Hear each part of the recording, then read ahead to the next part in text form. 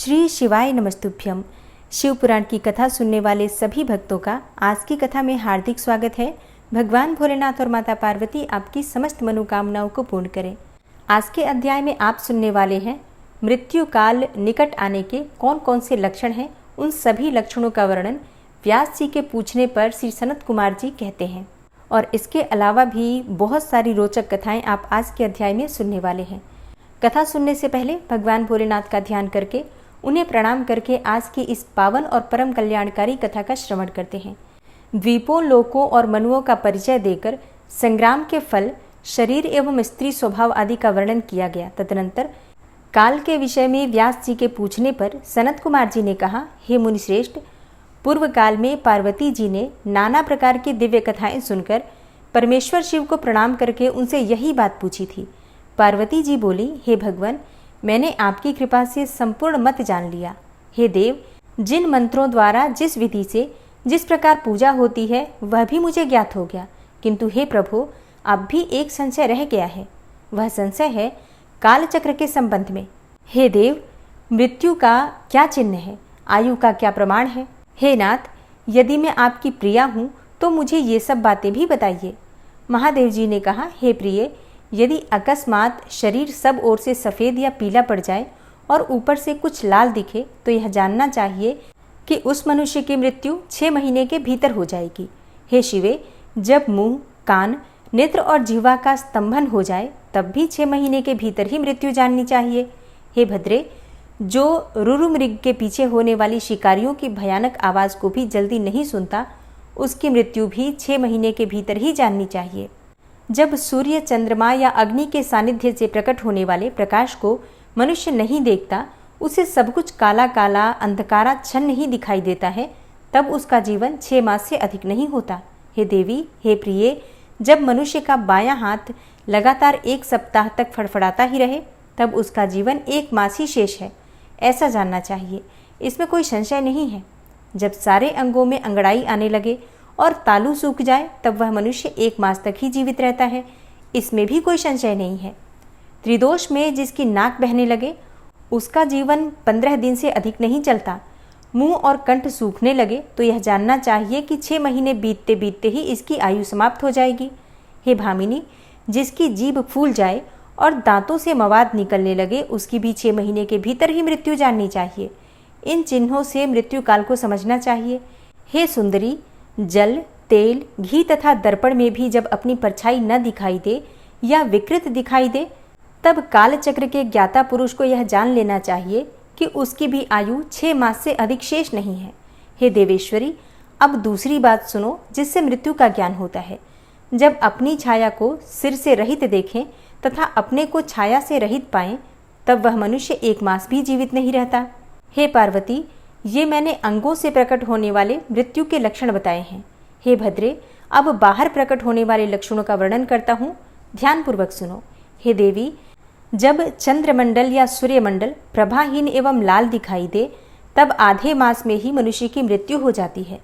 अरुंधति, महायान, चंद्रमा इन्हें जो न देख सके अथवा जिसे ताराओं का दर्शन न हो सके, ऐसा पुरुष 1 मास तक जीवित रहता है। यदि ग्रहों का दर्शन होने पर भी दिशाओं का ज्ञान न हो, मन पर मूढ़ता छाई रहे तो 6 महीने में निश्चय ही मृत्यु हो जाती है। और यदि उतथ्य नामक तारा का, ध्रुव का अथवा सूर्यमंडल का भी दर्शन न हो सके, रात में इंद्रधनुष और मध्याह्न में उल्कापात होता दिखाई दे तथा गीध और कौवे घेरे रहें तो उस मनुष्य की आयु 6 महीने से अधिक की नहीं है। यदि आकाश में सप्तर्षि तथा स्वर्ग मार्ग अर्थात छायापथ न दिखाई दे तो कालज्ञ पुरुषों को उस पुरुष की आयु 6 मास की शेष समझनी चाहिए। जो अकस्मात सूर्य और चंद्रमा को राहु से ग्रस्त देखता है और संपूर्ण दिशाएं जिसे घूमती दिखाई देती हैं, वह अवश्य ही 6 महीने में मर जाता है। यदि अकस्मात नीली मक्खियां आकर पुरुष को घेर लें तो वास्तव में उसकी आयु 1 मास की शेष जाननी चाहिए। यदि गिद्ध, कौवा तथा कबूतर सिर पर चढ़ जाए तो वह पुरुष शीघ्र ही 1 मास के भीतर ही मर जाता है, इसमें कोई संशय नहीं है। तब देवी पार्वती ने कहा, हे प्रभु, काल से आकाश का भी नाश होता है। वह भयंकर काल बड़ा विकराल है। वह स्वर्ग का भी एकमात्र स्वामी है। आपने उसे दग्ध कर दिया था, परंतु अनेकों प्रकार के स्तोत्रों द्वारा जब उसने आपकी स्तुति की तब आप फिर से संतुष्ट हो गए। और वह काल पुनः अपनी प्रकृति को प्राप्त हुआ और पूर्णतः स्वस्थ हो गया। आपने उससे बातचीत में कहा, काल तुम सर्वत्र विचरोगे किंतु लोग तुम्हें देख नहीं सकेंगे। आप प्रभु की कृपा दृष्टि होने पर और वर मिलने से वह काल जी उठा तथा उसका प्रभाव बहुत बढ़ गया। अतः महेश्वर, क्या यहाँ कोई ऐसा साधन है जिससे उस काल को नष्ट किया जा सके? यदि हो तो मुझे बताइए, क्योंकि आप योगियों में शिरोमणि और स्वतंत्र प्रभु हैं। आप परोपकार के लिए ही शरीर धारण करते हैं। भगवान शिव बोले, देवी, श्रेष्ठ देवता, दैत्य, यक्ष, राक्षस, नाग और मनुष्य किसी के द्वारा भी काल का नाश नहीं किया जा सकता, परंतु जो ध्यान पारायण योगी हैं वो शरीरधारी होने पर भी सुखपूर्वक काल को नष्ट कर देते हैं। हे वरारोहे, यह 5 भौतिक शरीर सदा उन भूतों के गुणों से युक्त ही उत्पन्न होता है और उन्हीं में इसका लय हो जाता है। मिट्टी की देह मिट्टी में ही मिल जाती है। आकाश से वायु उत्पन्न होती है, वायु से तेजस तत्व प्रकट होता है और तेज से जल का प्राकट्य बताया गया है और जल से पृथ्वी का आविर्भाव होता है। पृथ्वी आदि भूत क्रमशः अपने कारण में ही लीन होते हैं। पृथ्वी के 5, जल के 4, तेज के 3 और वायु के 2 गुण होते हैं और आकाश का एकमात्र शब्द ही गुण है। पृथ्वी आदि में जो गुण बताए गए हैं उनके नाम इस प्रकार हैं: शब्द, स्पर्श, रूप, रस और गंध। जब भूत अपने गुण को त्याग देता है तब नष्ट हो जाता है और जब गुण को ग्रहण करता है तब उसका प्रादुर्भाव बताया जाता है। हे देवेश्वरी, इस प्रकार तुम 5 भूतों के यथार्थ स्वरूप को समझो। हे देवी, इस कारण काल को जीतने की इच्छा वाले योगी को चाहिए कि वह प्रतिदिन प्रयत्नपूर्वक अपने अपने काल में उसके अंशभूत गुणों का चिंतन करे। योगवेत्ता पुरुष को चाहिए कि सुखद आसन पर बैठकर विशुद्ध श्वास प्राणायाम द्वारा योगाभ्यास करे। रात में जब सब लोग सो जाएं, उस समय दीपक बुझाकर अंधकार में योग धारण करे। तर्जनी उंगली से दोनों कानों को बंद करके 2 घड़ी तक दबाए रखे। उस अवस्था में अग्नि प्रेरित शब्द सुनाई देता है। इससे संध्या के बाद का खाया हुआ अन्न क्षण भर में पच जाता है और संपूर्ण रोगों तथा ज्वर आदि बहुत से उपद्रवों का शीघ्र नाश कर देता है। जो साधक प्रतिदिन इसी प्रकार 2 घड़ी तक शब्द ब्रह्म का साक्षात्कार करता है, वह मृत्यु तथा काम को जीतकर इस जगत में स्वच्छंद विचरता है और सर्वज्ञ एवं समदर्शी होकर संपूर्ण सिद्धियों को प्राप्त कर लेता है। जैसे आकाश में वर्षा से युक्त बादल गरजता है, उसी प्रकार उस शब्द को सुनकर योगी तत्काल संसार बंधन से मुक्त हो जाता है। तदनंतर योगियों द्वारा प्रतिदिन चिंतन किया जाता हुआ वह शब्द क्रमशः सूक्ष्म से सूक्ष्मतर हो जाता है। देवी, इस प्रकार मैंने तुम्हें शब्द ब्रह्म के चिंतन का ज्ञान बताया है। जैसे धान चाहने वाला पुरुष पुआल को छोड़ देता है, उसी तरह मोक्ष की इच्छा रखने वाले योगी सारे बंधनों को त्याग देता है। इस शब्द ब्रह्म को पाकर भी जो दूसरी वस्तु की अभिलाषा करते हैं, वे मुक्के से आकाश को मारते और भूख प्यास की कामना करते हैं। यह शब्द ब्रह्म ही सुखद मोक्ष का कारण, बाहर भीतर के भेद से रहित, अविनाशी और समस्त उपाधियों से रहित पर ब्रह्म है। इसे जानकर मनुष्य मुक्त हो जाते हैं। जो लोग कालपाश से मोहित होकर शब्द ब्रह्म को नहीं जानते, वे पापी और कुबुद्धि मनुष्य मौत के फंदे में फंसे ही रहते हैं। मनुष्य तभी तक संसार में जन्म लेते हैं जब तक सबके आश्रयभूत परम तत्व पर ब्रह्म परमात्मा की प्राप्ति नहीं होती। परम तत्व का ज्ञान हो जाने पर मनुष्य जन्म मृत्यु के बंधन से मुक्त हो जाता है। निद्रा और आलस्य साधना का बहुत बड़ा विघ्न है। इस शत्रु को यत्नपूर्वक जीतकर सुखद आसन पर आसीन होकर प्रतिदिन शब्द ब्रह्म का अभ्यास करना चाहिए। 100 वर्ष की अवस्था वाला वृद्ध पुरुष आजीवन इसका अभ्यास करे तो उसका शरीर रूपी स्तंभ मृत्यु को जीतने वाला हो जाता है और उसे प्राणवायु की शक्ति को बढ़ाने वाला आरोग्य प्राप्त होता है। वृद्ध पुरुष में भी ब्रह्म के अभ्यास से होने वाले लाभ का विश्वास देखा जाता है। फिर तरुण मनुष्य को इस साधना से पूर्ण लाभ हो, इसके लिए तो कहना ही क्या है। यह शब्द ब्रह्म न ओंकार है, न मंत्र, न बीज है, न अक्षर है। यह अनाहत नाद बिना आघात के अथवा बिना बजाए ही प्रकट होने वाला शब्द है। इसका उच्चारण किए बिना ही चिंतन होता है। यह शब्द ब्रह्म परम कल्याणमय है। हे प्रिय, शुद्ध बुद्धि वाले पुरुष यत्नपूर्वक निरंतर इसका अनुष्ठान करते हैं। 9 प्रकार के शब्द बताए गए हैं जिन्हें प्राणवेत्ता पुरुषों ने लक्षित किया है। मैं उन्हें प्रयत्नपूर्वक बता रहा हूँ, तुम ध्यानपूर्वक सुनो। उन शब्दों को नाद सिद्धि भी कहते हैं। वे शब्द क्रमशः इस प्रकार हैं: घोष, कांस्य, झांझ आदि, श्रृंग, सिंगा आदि, घंटा, वीणा आदि, बांसुरी, दुंदुभी, शंख और नवा, मेघ गर्जन, इन 9 प्रकार के शब्दों को त्याग कर तुंकार का अभ्यास करें। इस प्रकार सदा ही ध्यान करने वाला योगी पुण्य और पापों से लिप्त नहीं होता। देवी, योगाभ्यास के द्वारा सुनने का प्रयत्न करने पर भी जब योगी इन शब्दों को नहीं सुनता और अभ्यास करते करते मरणासन्न हो जाता है, तब भी वह दिन रात उस अभ्यास में ही लगा रहे। ऐसा करने से 7 दिनों में वह शब्द प्रकट होता है और जो मृत्यु को जीतने वाला है। हे देवी, वह शब्द 9 प्रकार का है, उसका मैं यथार्थ रूप से वर्णन करता हूँ, तुम ध्यानपूर्वक सुनो। पहले तो घोषात्मक नाद प्रकट होता है, जो आत्मशुद्धि का उत्कृष्ट साधन है। यह उत्तम नाद सब रोगों को हर लेने वाला तथा मन को वशीभूत करके अपनी ओर खींचने वाला है। दूसरा कांस्यनाद है, जो प्राणियों की गति को स्तंभित कर देता है। वह विष, भूत और ग्रह आदि सबको बांधता है, इसमें कोई संशय नहीं है। तीसरा श्रृंगनाद है, जो अभिचार से संबंध रखने वाला है। उसका शत्रु के उच्चाटन और मारण में प्रयोग और नियोग करें। चौथा घंटानाद है, जिसका साक्षात परमेश्वर शिव उच्चारण करते हैं। वह नाद संपूर्ण देवताओं को आकृष्ट कर लेता है। फिर भूतल के मनुष्यों की तो बात ही क्या है। यक्षों और गंधर्वों की कन्याएं उस नाद से आकृष्ट होकर योगी को उसकी इच्छा के अनुसार महासिद्धि प्रदान करती हैं तथा उनकी कामनाएं भी पूर्ण करती हैं। 5वां नाद वीणा है, जिसे योगी पुरुष सदा ही सुनते हैं। हे देवी, उस वीणा नाद से दूरदर्शन की शक्ति प्राप्त होती है। वंशी नाद का ध्यान करने वाले योगी को संपूर्ण तत्व प्राप्त हो जाता है। दुंदुभी का चिंतन करने वाला साधक जरा और मृत्यु के कष्ट से छूट जाता है। हे देवेश्वरी, शंखनाद का अनुसंधान होने पर इच्छानुसार रूप धारण करने की शक्ति प्राप्त हो जाती है और मेघनाद के चिंतन से योगी को कभी विपत्ति का सामना नहीं करना पड़ता। हे वरानने, जो प्रतिदिन एकाग्र चित्त से ब्रह्मरूपी तुंकार का ध्यान करता है, उसके लिए कुछ भी असाध्य नहीं होता। उसे मनोवांछित सिद्धि प्राप्त हो जाती है। वह सर्वज्ञ, सर्वदर्शी और इच्छानुसार रूपधारी होकर सर्वत्र विचरण करता है, कभी विकारों के वशीभूत नहीं होता। वह साक्षात शिव ही है, इसमें कोई संशय नहीं है। हे परमेश्वरी, इस प्रकार मैंने तुम्हारे समक्ष शब्द ब्रह्म के नवधा स्वरूप का पूर्णतया वर्णन किया है। अब और क्या सुनना चाहती हो? और अब आप सुनेंगे काल या मृत्यु को जीतकर अमरत्व प्राप्त करने की 4 यौगिक साधनाएं।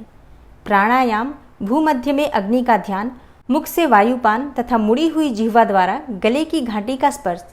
पार्वती जी बोली, प्रभो, यदि आप मुझ पर प्रसन्न हैं तो योगी योगाकाश जनित वायुपद को जिस प्रकार प्राप्त होता है वह सब मुझे बताइए। भगवान शिव ने कहा, सुंदरी, पहले मैंने योगियों के हित की कामना से सब कुछ बताया है, जिसके अनुसार योगियों ने काल पर विजय प्राप्त की थी। योगी जिस प्रकार वायु का स्वरूप धारण करता है उसके विषय में भी कहा गया है। इसलिए योग शक्ति के द्वारा मृत्यु दिवस को जानकर प्राणायाम में तत्पर हो जाए। ऐसा करने पर आधे मास में ही वह आए हुए काल को जीत लेता है। हृदय में स्थित हुई प्राणवायु सदा अग्नि को उद्दीप्त करने वाली होती है। उसे अग्नि का सहायक बताया गया है। वह वायु बाहर और भीतर सर्वत्र व्याप्त और महान है। ज्ञान, विज्ञान और उत्साह सबकी प्रवृत्ति वायु से ही होती है। जिसने यहाँ वायु को जीत लिया उसने इस संपूर्ण जगत पर विजय पाली। साधक को चाहिए कि वह जरा और मृत्यु को जीतने की इच्छा से सदा धारणा में स्थित रहे, क्योंकि योग पारायण योगी को भली भांति धारणा और ध्यान में तत्पर रहना चाहिए।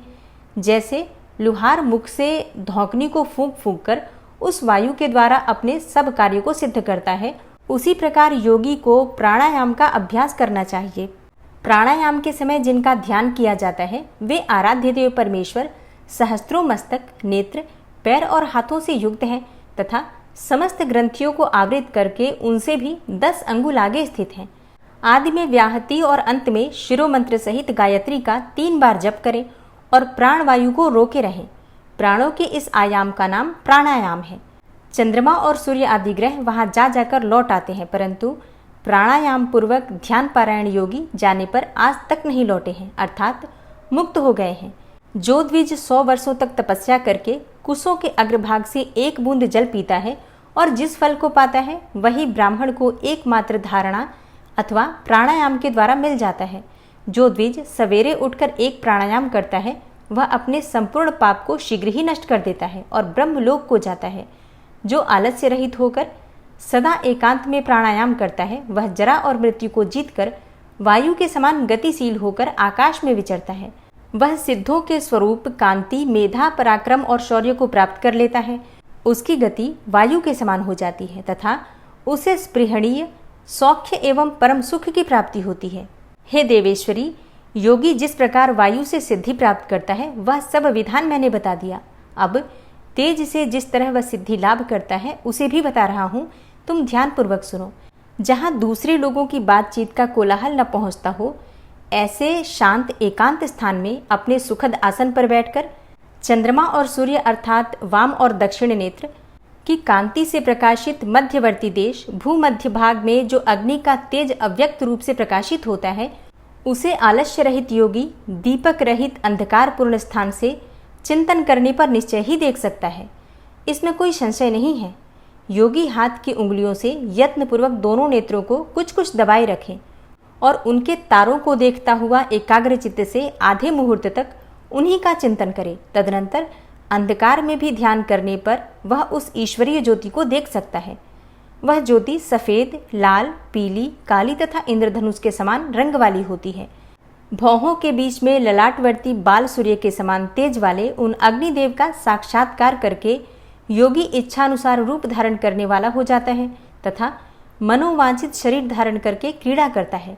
वह योगी कारण तत्व को शांत करके उसमें आविष्ट होना, दूसरों के शरीर में प्रवेश करना, अणिमा आदि गुणों को पा लेना, मन से ही सब कुछ देखना, दूर की बातों को सुनना और जानना, अदृश्य हो जाना, बहुत से रूप धारण कर लेना तथा आकाश में विचरना इत्यादि सिद्धियों को निरंतर अभ्यास के प्रभाव से प्राप्त कर लेता है। जो अंधकार से परे और सूर्य के समान तेजस्वी है, उसी इस महान ज्योतिर्मय पुरुष अर्थात परमात्मा को मैं जानता हूँ। उन्हीं को जानकर मनुष्य काल या मृत्यु को लांघ जाता है। मोक्ष के लिए इसके सिवा कोई दूसरा मार्ग नहीं है। हे देवी, इस प्रकार मैंने तुमसे तेजस तत्व के चिंतन की उत्तम विधि का वर्णन किया है, जिससे योगी काल पर विजय पाकर अमरत्व को प्राप्त कर लेता है। हे देवी, अब पुनः दूसरा श्रेष्ठ उपाय बताता हूँ, जिससे मनुष्य की मृत्यु नहीं होती। हे देवी, ध्यान करने वाले योगियों को चौथी मति अर्थात साधना बताई जाती है। योगी अपने चित्त को वश में करके यथा योग्य स्थान में सुखद आसन पर बैठे। वह शरीर को ऊंचा करके अंजलि बांधकर चोंच की सी आकृति वाले मुख के द्वारा धीरे धीरे वायु का पान करे। ऐसा करने से क्षण भर में तालू के भीतर स्थित जीवनदायी जल की बूंदें टपकने लगती हैं। उन बूंदों को वायु के द्वारा लेकर सूंघे। वह शीतल जल अमृत स्वरूप है। जो योगी उसे प्रतिदिन पीता है वह कभी मृत्यु के अधीन नहीं होता। उसे भूख प्यास नहीं लगती। उसका शरीर दिव्य और तेज महान हो जाता है। वह बल में हाथी और वेग में घोड़े की समानता करता है। उसकी दृष्टि गरुड़ के समान तेज हो जाती है और उसे दूर की भी बातें सुनाई देने लगती हैं। उसके केश काले काले और घुंघराले हो जाते हैं तथा अंग कांति गंधर्व एवं विद्याधरों की समानता करती है। वह मनुष्य देवताओं के वर्ष से 100 वर्षों तक जीवित रहता है तथा अपनी उत्तम बुद्धि के द्वारा बृहस्पति के तुल्य हो जाता है। उसमें इच्छानुसार विचरने की शक्ति आ जाती है और वह सदा ही सुखी रहकर आकाश में विचरण की शक्ति प्राप्त कर लेता है। हे वरानने, अब मृत्यु पर विजय पाने की पुनः दूसरी विधि बता रहा हूँ, जिसे देवताओं ने भी प्रयत्नपूर्वक छिपा रखा है। तुम उसे सुनो। योगी पुरुष अपनी जिह्वा को मोड़कर तालू में लगाने का प्रयत्न करे। कुछ काल तक ऐसा करने से वह क्रमशः लंबी होकर गले की घाटी तक पहुंच जाती है। तब शीतल सुधा का श्राव करती है। वह सुधा को जो योगी सदा पीता है वह अमरत्व को प्राप्त होता है, इसमें कोई संशय नहीं है। ओम नमः शिवाय। श्री शिवाय नमस्तुभ्यम। आज की कथा का यहीं पर समापन करती हूँ और इससे आगे के अध्याय आप कल की कथा में सुनेंगे। उम्मीद करती हूँ आज की कथा आपको ज़रूर पसंद आई होगी। वीडियो अच्छी लगी हो तो लाइक करने के साथ ही ज़्यादा से ज़्यादा वीडियो को शेयर कीजिए। चैनल पर पहली बार आए हैं तो सब्सक्राइब करके बेल आइकन को ज़रूर प्रेस कर लीजिए अगर आपको आज की वीडियो अच्छी लगती है तो। मिलती हूँ मैं आपसे अगली वीडियो में। तब तक के लिए नमस्कार।